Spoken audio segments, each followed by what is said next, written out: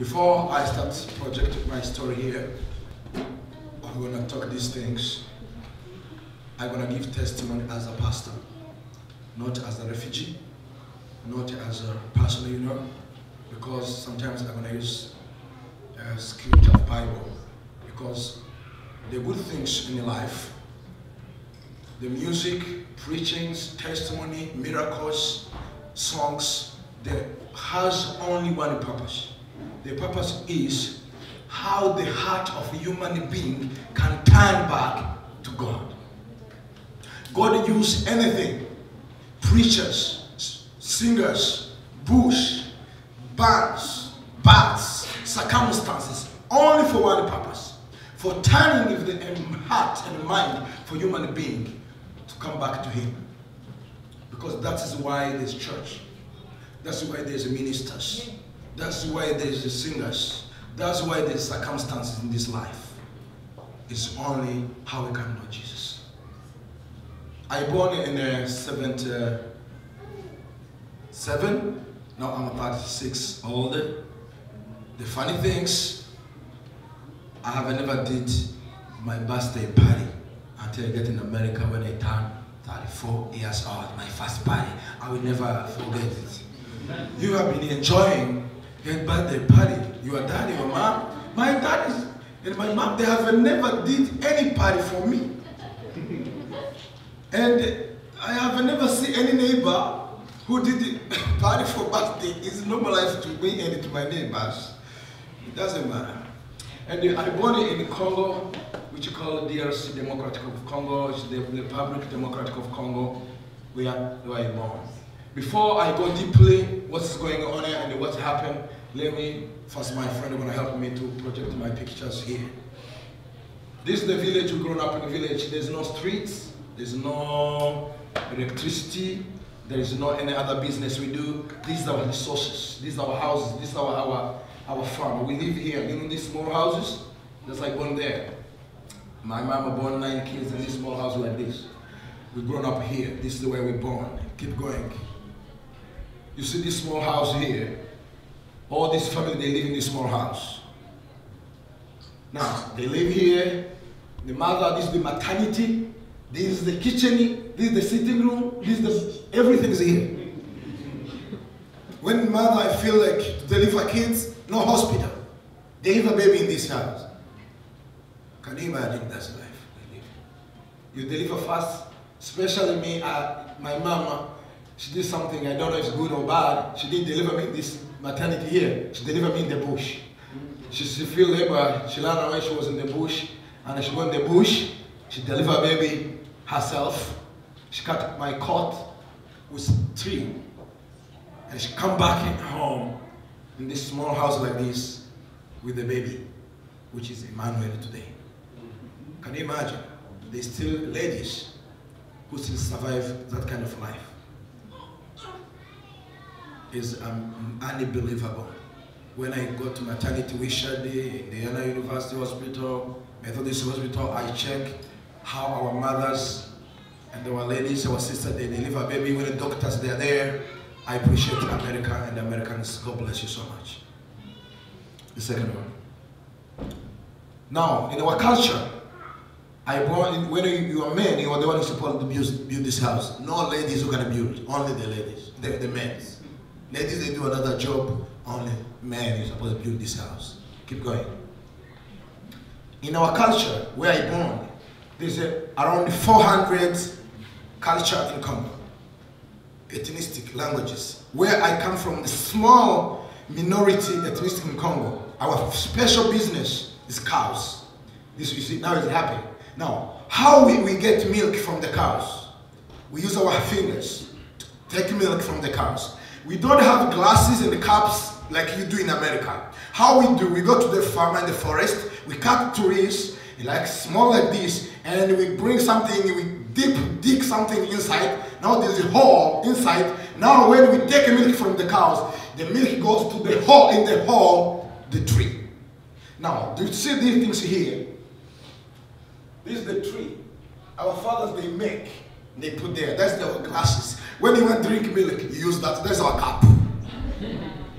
Keep going.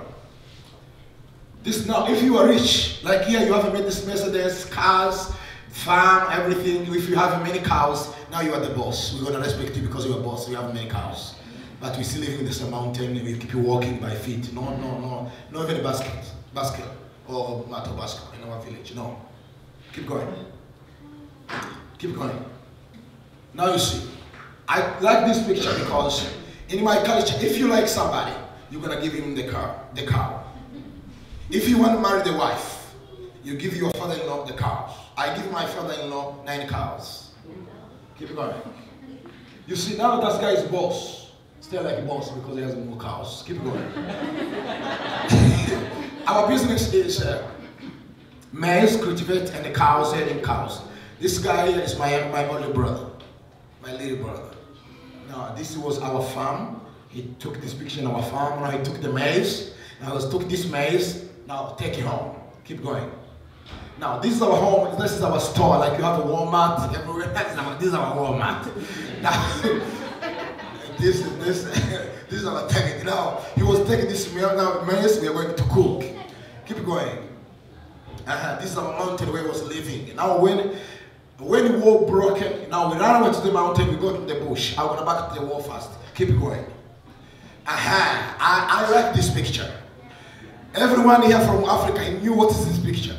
As you have a Target, Marshall, Walmart, this is our special market.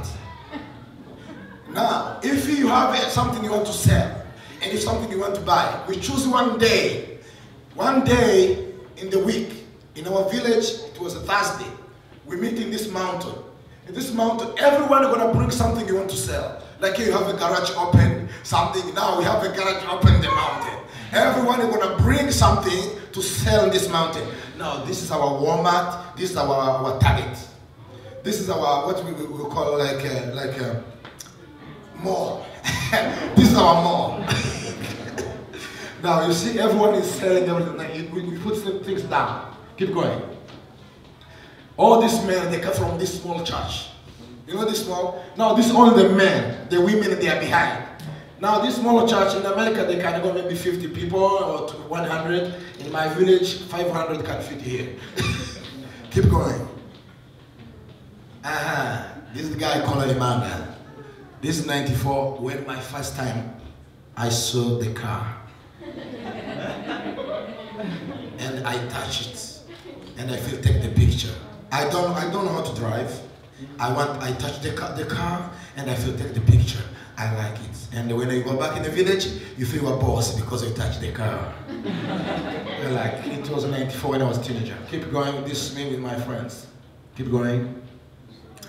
This is me when I get shot. Keep going. This is me when I was in Rwanda and in high school. When I was come back on normal life, and I joined a school in Rwanda. Bring back a little bit. Come back. Yes. Now, when I see I have more picture, but I lost them because I have never have a dream. There's sometimes I'm gonna project my pictures. I was having many pictures in the hospital. I didn't think I can go in America, because in Africa, when you get in America, you need to be boss. You need to have money. You need to be know English, French, to be a great person. Now, this is my picture when I was in the hospital, and my dad came to see me.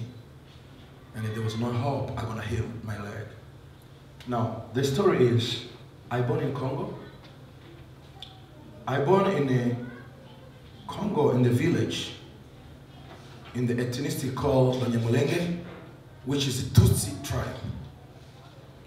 And what's happened to us, or many people here, actually before colonizations, we speak the Rwandese, and we look like Rwandese. We are Tutsi. All that area, people was living in different mountains, and the colonization came. People came from Belgium, and France, and Germany. They came there. When they get there, we didn't know about the border and the barriers and the division. It was living, our grandfather and ancestors, they was living there. And there, our grandfather was living in the mountain, herding the cows, looking food for the cows and the sheep. And in 1887, in Germany, they did a conference to divide Africa. American, England, the German people, they decided to divide Africa. Now they went in Africa, they divided Africa. Our ancestors, grandfathers, they found where they live, they divide the Congo part. But they look like Rwandese, they speak Rwandese. But the border is here, they're here, they're in Congo. They still live there. And the independence, when we get independence in Congo, in 1961, and the government, Congolese took power, the Belgian people leave, and the government tell our grandfathers, this is not your home. Cross the border, go back in Rwanda.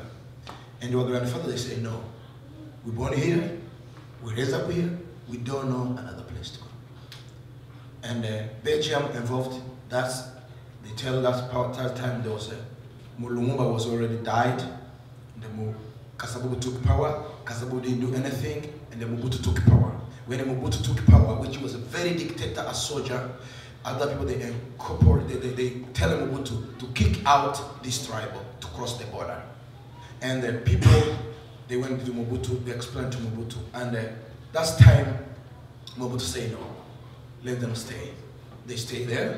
When they were staying there, but there was too much conflict. But the government decided they cannot give us citizen. We live there. My first ID is in America. My humanity have never been accepted to my country. We live there as a stranger. Now we live in our country, but we're not accepted in the education. We are not accepted in the army. We are not accepted in several things. Not any person who can join school. Not any person who can become a politician for my instincts. Now become a big challenge. Now we grown up, something like that. When you go to school, you fight with other kids. Now my question was to my dad. Other kids, they told me I'm not Congolese, I'm a Rwandese. Who am I? When I got to Rwandese, they said no, you are not Rwandese, you are Congolese. Who am I? Who am I? And then my dad told me, Emanuel, you are Congolese. They accept or not, this is your home. We live there when we are not accepted in our community. Now, those things keep growing. But the challenge was Mobutu became a dictator. When Mobutu became a dictator, his powers keep going down. He cannot pay soldier, he cannot pay police. Now we live in a country of corruption. When you meet the police, you need to pay the police before you go to another village. You need to pay the soldier and to carry everything for soldiers before you do anything. Before anyone sign any paper, you pay first. Now, you pay the staff for government when you need anything for the government. Now, we live that kind of life until when in Rwanda war broken in 94. They took power, Kagame took power. When Kagame took power, all people who commit genocide, they flee border, they ran away to Congo. When they get to the Congo, they found there is other Tutsi, which is our tribe, which we didn't know anything going on in Rwanda. Now they say, oh, this looks like the people who chased us out in Rwanda. They start targeting to kill us again. They join other ethnicity there. Now things become a bigger. Now we become a stranger. Can you imagine? Let me tell you something funny. In my village where I born, in '89, when I was a teenager, I was around 12 years, something like that. It's our first time we celebrate in our village, in our family, someone who get high school diploma. I was in that party. He called Simon. I was in that party myself. Can you look at that? My first time, anyone from in our village, in our family, to get high school diploma. When I was in that party, me, it's not a story. It's a life I see. Now, things become bigger. Now, in 1986, war broken. Now, Rwandese people, They joined some people plus Kabila who gave us to Mobutu. They took other people from our community. Now, because our community was being unacceptable in their country, they feel so happy to join other militia, other people who want to fight Mobutu. Now, Rwandese, they help us. They use our name now to fight this government. Now, the Rwandese people, they want to attack Congo to chase out these people who did genocide. Now they use our name in our statistic to fight this government. They fight that government, they took away. That's time it was being targeted, they say, everywhere in the world, into CNN. Now our name become bigger. We have minority in Congo. But because we have been accepted to Congo, now, sometimes, let me tell you this as a pastor, I would think about revenging. People who think about revenge and the people who ignore something. I say something, sometimes God reveals you something. You can ignore something, something becomes stranger and become bad to you because you didn't respect that thing. Now, God, we was like, let me tell you something funny. We was going like to city like others. When you get there, they strong. They say, stranger people. We didn't live in this urban area because we are stranger. We cannot get to school with others because we are stranger. We cannot go to live in urban area because we don't feel comfortable. Sometimes you get, they say you are not allowed to come to this school. I remember one guy who was a pastor, and one bishop told him, because you come from this ethnicity, you cannot be a pastor in this church. That guy come back in the mountain living. Say, I know you have very good passion with the gospel, you know a Bible, you can be a pastor, but because of this tribe you come from, you cannot. Big challenge. Now, when I was thinking this situation in a spiritual way, I realized God, because we have been persecuted so much, God used this name even to punish Congo. Can you imagine? Someone from a foreign country come back, fight your country, take power, and rule that country for 1 year. Because you have been, if you don't know the purpose of something, you're going to abuse it. If you don't know the purpose of to get the power and to take care of the community, you abuse it, that thing can become a big problem to your life. Now, we become a stranger again in our country because they use our name to take power. Become second times. At that time in 97, we feel we are so happy. Now we take our country. Now we can go to urban area. I myself, I was 21 years old. I joined other boys. We go to school. We go in the urban area. Now we feel we can enjoy life with like other people. I went to Uvira. I passed Bukavu. I went Kalemi, where the Emanuel was living that time, and the Beno was living in that area. I passed there. I went to Lubumbashi, where there's a good school where you can have access to school. After 1 year, in the night, I remember it was 98 fast. I didn't know what's going on because I was 21 old. War broken, people, some from my community and the other Congolese, and they against Kabila again. Now, the Kabila, he took all Rwandese, he kicked them out, he planned something, I don't know what's politics. Now, only I was telling someone to call me. I will never ever forget this day. They called Emanuel. Scared. Because it's your time to die. I say, what's happened? They say, now war broken, now people they start fighting, and the president, he said, every Tutsi in this country is a snake. Kill him. I didn't took anything I was having there. I stood up. And by grace of God, I was living close to border of Zambia. I told other people was there. I called some. I got to the I was not having a phone. I looked somewhere I can call them to public phone, and I crossed the border running. In a few minutes, people they come capture where I was living. When they get there, I crossed the border. They found my friend. 6 boys. We crossed the border when it was 13 people. They took 6 as a cross border. I saw the people who come kill me. I was looking at them like that. I said, oh my God, thank you so much. Now, there was around almost, those brothers I was known by name, there was close around 300. They killed them. I was watching them on the TV. When I'm in Zambia, they show us how they are killing my other brothers from my ethnicity. And one guy who was a soldier, they come to me, they say, you young boys, come here, we take it to UNHCR. I didn't know what's meaning of UNHCR. I didn't know what's the meaning of America. I didn't know what's human rights. No, I didn't know anything.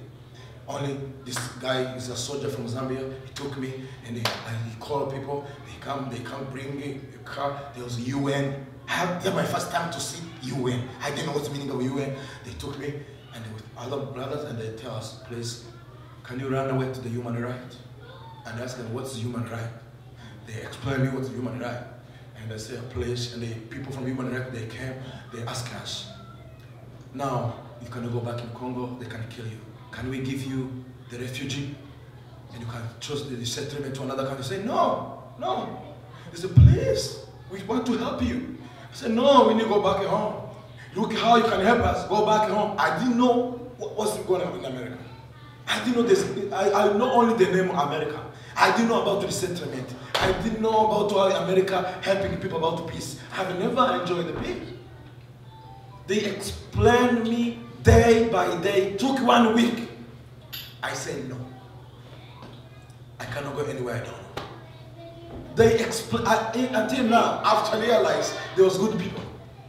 I said I live there, and they keep show us on the TV how they kill other community. They took them, they put them in tire. You know, tire the car, tires. They put them there and they put gas, and they put the fire. They kill them by fire. They kill my brothers, my friends, my cousins. They kill them. They put others in jail. Ladies, they deliver kids in the jail. Other before they kill you, you carry other bodies. You put them in the curve, and they shoot you. You join your brothers there. Gonna die there. I have one lady. I'm planning to have a conference on April 19. That time I escaped. There's around 5 people who's here in America. They're here. One lady who called Mapendo. She delivered twins in the jail. They rape her daughter. She gets pregnant because the soldiers are in power. They rape her daughter. She gets pregnant. She delivers baby. After America go there and rescue her and her family. Now she came in America with her grandson and her daughter. She's here. Now they kill and they kill and kill. I live in Zambia around 1 month, and they tell them, what do you want to do now? I said, please, if you have any way you can bring back me to Bukavu, my village where I come from, I can be happy. They put me in the way, they fly us in Rwanda. I get the way to go back in the village in 99. In 98, the end of 98. Now in 99, there was militia. Now I go back in Bukavu. Now we're broken. Now is this time they shoot me. What's going on there? We was with other people there from home. We see people cut the guns, wear uniform. Now they start to shoot. We said these people are going to shoot us. These people, they're strangers, can kill us. We decided to run. When we started running, they bring back gun, they start shooting us. They shoot us, they shoot one guy, here, the kidney, died in front of me. And I would think I keep running away, go in the bush. They shoot my left leg, I fell down. They shoot another guy, he died. They shoot another one, died. They come there, they pass, they kick me there, and now my blood was flowing. They kick, he's died. I put it there. Even me, I would think I already died. They came, they passed there. After passing,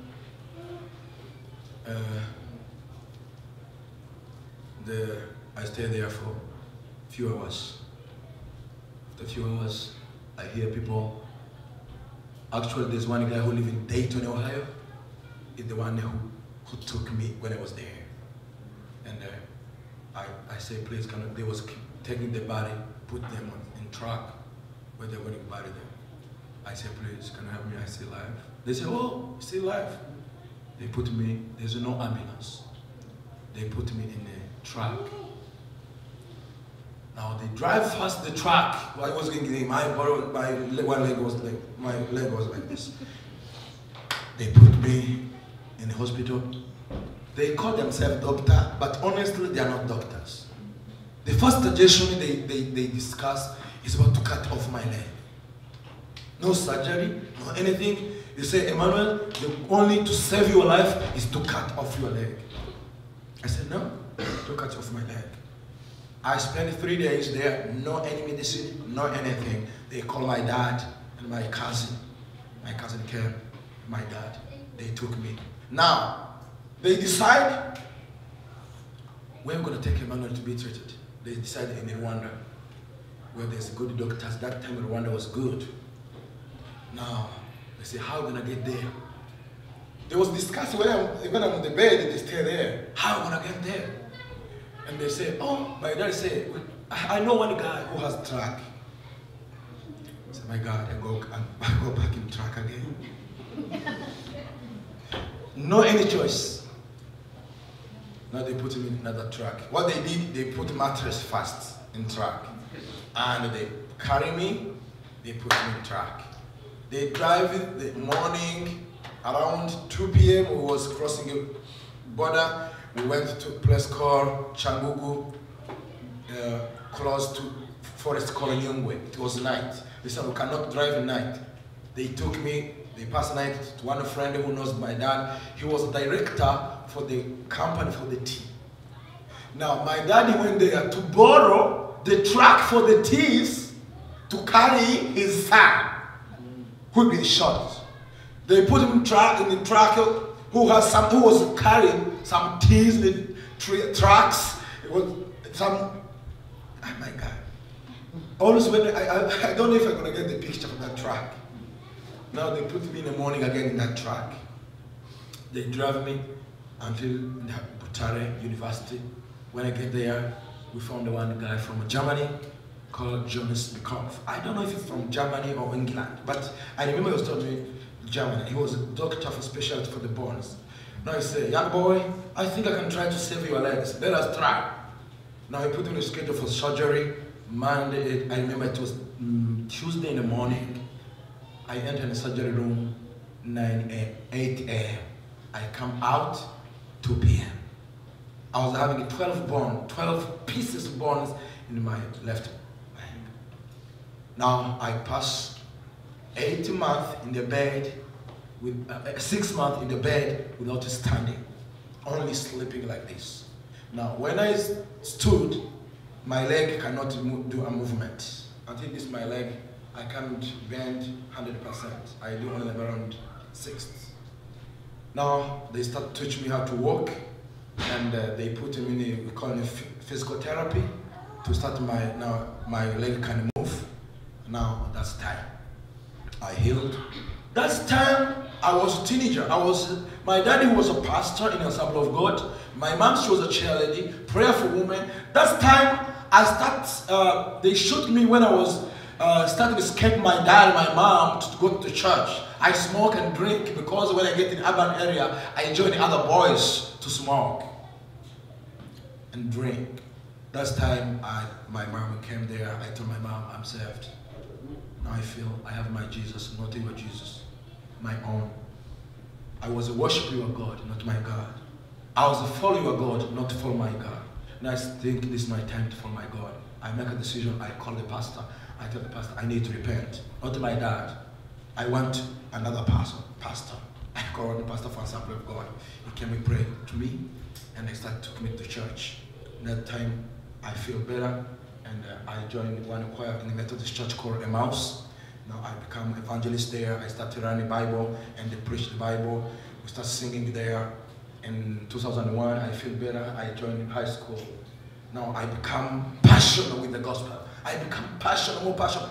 But that time, I was not a good person. I was not smiling. I was not to like share the stories I share to you. Last time I was walking like this. I walked in scratches 2 years. Just 2 scratches, one here and another here. I was singing a choir when I started 2 scratches. Other when they singing, I could move the head like this. And I said, God, if you bring back my leg, I will keep serving you. Now my leg is coming. I'm gonna dance. I have never danced yet. I will dance for the Lord. 2002, which I feel my life changed. Last time I was the plan, if I go back in Congo, I'm gonna join the militia. Took a gun, shoot other people as they shoot me. That was my plan in this head. Let me tell you, many people they don't talk, but people they have something going on in their mind. Please, you need to forgive. I was preaching the Bible. I was singing the choir. I was very good in the church, serve church. But something was a wound. Can you imagine you were limping because of somebody? You didn't born like this. Somebody did you like something like that. Can you imagine something pain like that? Can you imagine the pain I feel it? When I started thinking, feeling joy, but this guy, I remember the one guy here, Matthew chapter 5 verse 13, he said, you are salt for the world and you are the light for the nations. Now I say, people, they think they are saved and they are not shining because of discrimination, because of jealous, and because of revenging. Because they have been wounded, they plan to revenge, and they say, we are Christian. You are not. I shocked. I have never forget this guy called Jeremiah Bigam. He preached to me. My life changed. I call him, I repent. You know, I tell the story. You know what? My plan was, if I get the opportunity to go back in Congo, I'm gonna be militia. Took AK-47, shoot other people too, kill other people, and they become cripples like I am, limping like I'm limping, because I didn't born like this. I born like normal, like other people. But from today, I feel my life changed. Since 2002, it was, I think, around June, I started sharing my story. How what's happened and how I feel it. Let me tell you, when Jesus was on the cross, he spoke 7 words. The first word he spoke, it was, Father, forgive them, because they don't know what they are doing. But us, we don't forgive other people. When he was on the cross, he bleed the blood 70 parts.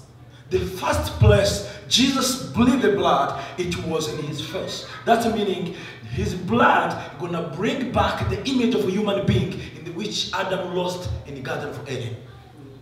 And the second blood which Jesus bled, it was in the head. That meaning he washed our thinking, our wrong thinking.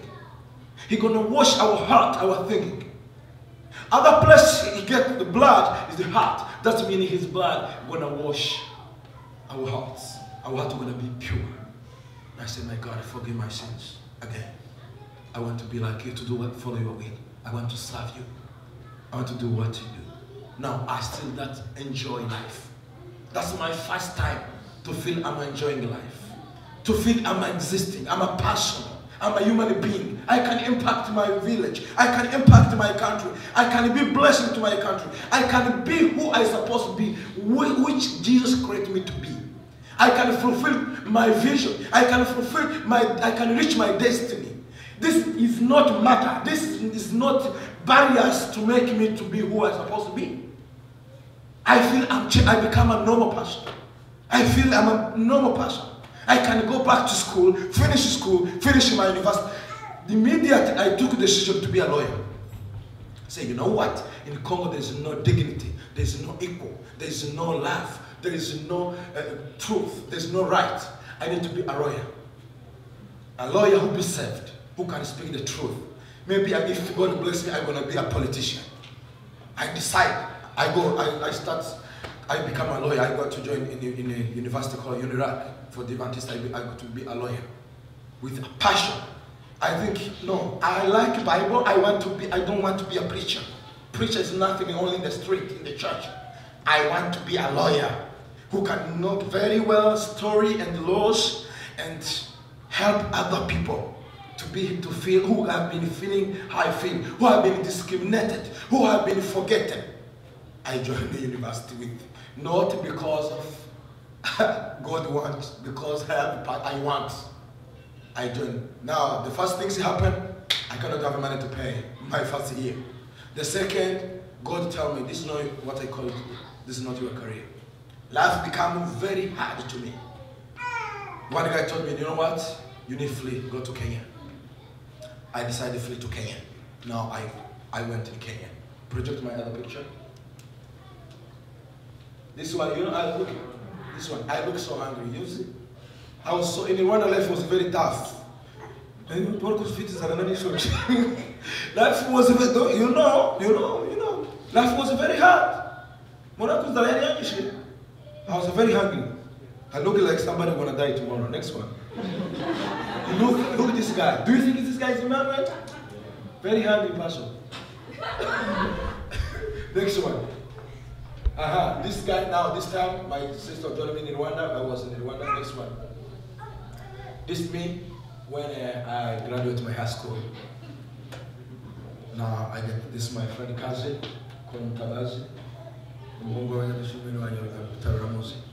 Next one, I get my high school diploma. Now this is my family, this is my mom. She's gonna be here very soon. I'm praying for her. She's in Kenya in the camp. I hope by God's grace, maybe she will come here sometimes. Next one, this is my sister. Next one, this is my cousin, is in Rwanda. Next one, this is me. This time I was talking to my brother. I want to leave Rwanda.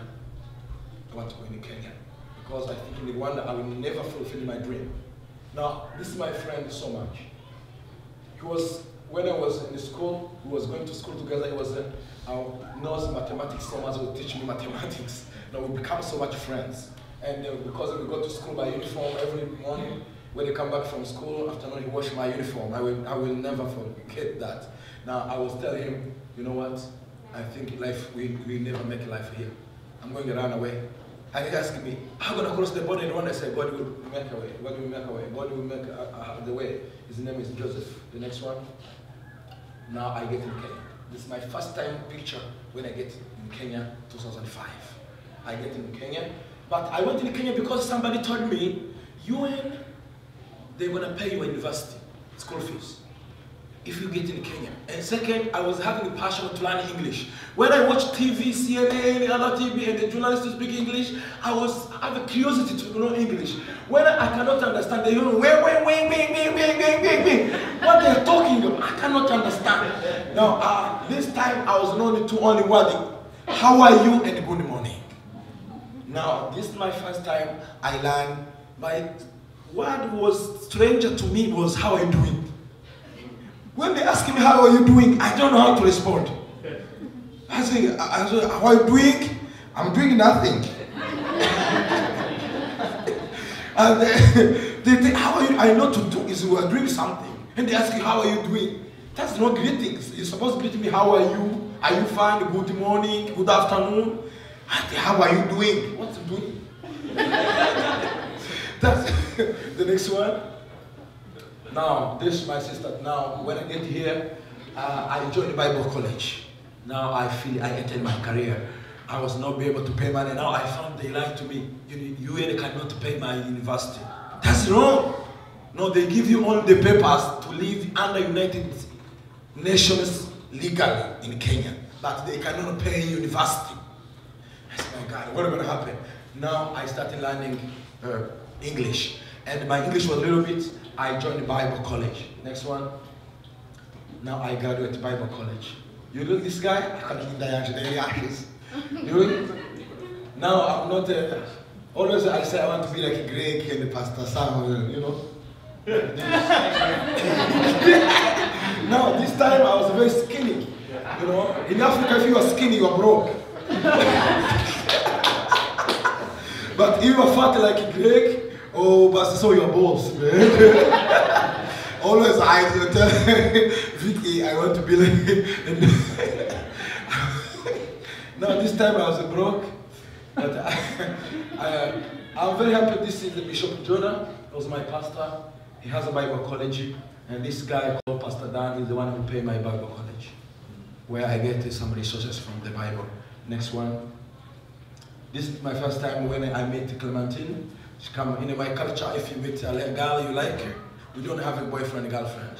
I'm sorry, I don't say to you is bad, it's good to you. But in my culture, in my country, we don't accept boyfriend and girlfriend. We accept a fiancé and a wife. Only. If you say like it's shame, if you bring your girl you like and you tell your mom is my girlfriend, is a stranger to our culture. Only you say I'm gonna marry her. Yes, it can break up or it can sustain go further, but we don't use the name girlfriend and boyfriend. We use fiancé. Because we are Christian nation and our grandfather and father, they raised us in a family, no sex before marriage. If you do that, you are sin. If you know you're living together with a girl before marriage, you cannot join Holy Communion, you cannot serve anything in the church, you're going to stay there until you get married or you separate. That's how they raise us. Now, if you meet a girl you like, you bring her to your home, you tell daddy and mommy, she's my fiancé. Now I introduce my family, my friend, this is my fiancé. I'm sorry, this American culture is good. I don't say yes. Next one. This me, the time they ordained me to be a pastor. Now I was having this paper, I don't know how Pastor Sam you call in America, is like to swear or to... Yes, they're gonna ordain me, but I needed to read something, I'm committed to do this. The next one. I was reading this to decide I become a pastor. The next one. This is the time I was going to give dowry to my fiancé, the other family. That when my sister come, my wife come from, I need to give something. I need to give them. Now this is the time I'm going to give 9 cows. Now there's a condition there. First, the condition she need to give me a gift that to make she love me, and her I need to give her a fiancé ring. Next one. Now she's going to give me the gift. In our culture, she need to give me the gift, and I'm going to give her the ring. Next one. I'm giving her the ring. The next one. Now we are going to get married. I was young at this time. Look, yeah. The next one. Now she need to give me the flower. I'm going to give her another flower in the heart. The next one, this is now we get married. The next one, we're going to the church. Now we get outside the church to marry. Now, this time now we're going to shift now to come to USA. The next one, is now in Kenya now we get our first kids. Now it was an interview to come to United States, 2010. This is 2010, January when we get our kids, but it was in a procedure to come to United States. But life was very hard. The next one, now, this guy is a boss now, you see. I'm close to become Pastor Sam and Greg, you know. Their life has been changed. Now I came in America in 2010, December. When I get there, I didn't know how to drive. English was a little bit good, and I was feeling stranger. I didn't know if I have enough shoes. I have only 2 shoes, 2 long shorts. Life was very hard, but this guy called Michael, he became like Vicky to Solange. He's the one who welcomed me when I get in America. He's the one who teach me how to drive. And the church I was attended, they bought for me this van. The greatest day in my life, you see I'm smiling there, is the day I get my driver license. Oh my God. Jesus. Emanuel now is driving his own car. I'm the first generation to my grandfather's family to honor the car and to drive. I'm the first person who honored the car. Since my grandfather and their friend and their essence. I'm the first one. I'm a blessed man. I make funny things. I say, the 3 months when I get here, I will think I am a successful man. I'm the one who blessed. But I realize I'm not when I start to pay my bill. Next one. Now I'll go to this girl. Now She's married. Next one. Now this is my daughter. Next one. I think that's the last one. Now we get our boy. Last 3 months ago. Now I have 3 kids. My last word is, I cannot finish without thank you for gathering the members. Please, let me tell you one, as a pastor, as a minister, there is one thing in the life. In life, when you are living, there is a person who is higher and the person who is down. It's very hard to a person who is under to reach up. But it's very easy to a one who is up to come down. In the life, every person, you want to please his boss. You want to please your supervisor. You want to work hard to show your work, you perform good, you finish your task. That's kind of life. Everyone wants to finish his task good. Everyone wants to do good. If you have enough resources, it's very easy you to come back down to help anyone who doesn't have resources. But it's very hard to somebody who doesn't have resources to reach anyone who has resources. You understand what I'm talking?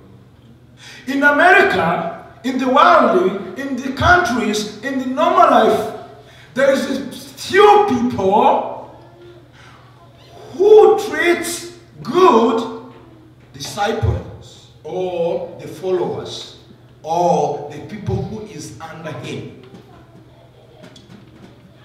Thank you so much, brother. It's very hard. What's the meaning of the character? You will know the character of the person, how much he treat or you treat the people under you. If someone is refugee, no hope, no peace, no joy, no person, no anything, no money, no anything in the house, no hope for tomorrow, somebody come to you and build your hope and your future. It's very easy, people. Very easy, people. How many churches in Indianapolis? How many billionaires people? How many wealthy churches here? How much they care about orphans and widows and refugees? To me, if I'm a refugee, I'm a broke, I need somebody who can bless me. But it's very hard to meet him. Thank you so much to come down. Jesus said, the blessed are the humble. If you humble yourself, God will make you go up because you humble for yourself. God bless you so much. Vicky, Emmy, and the Kim. I believe well, your husband, they are blessed. Those who marry, you're so blessed. These 3 ladies, they have become a blessing to our community. I know when we are there, we talk. Let me tell you, if you are a refugee, you feel stranger. Nobody like you. My country have never shown me the love. My neighbors have never shown me the love. But you show us the love. God bless you so much. God bless you, Pastor Sam. Let me say one thing for Pastor Sam. I become 5 this is my 6 years as a senior pastor. Since I get in America, no any pastor, no anyone. I have all my friend pastors. I have my friend, best friend pastor. We live together. We give the room where we worship. I have big friends in Illinois anywhere, but nobody who has been took me, tell me to share dinner or lunch or breakfast, and ask me, tell me about your ministry. No, only Pastor Sam. In 3 years I've been in America. Pastor Sam, thank you so much. God bless you. Thank you.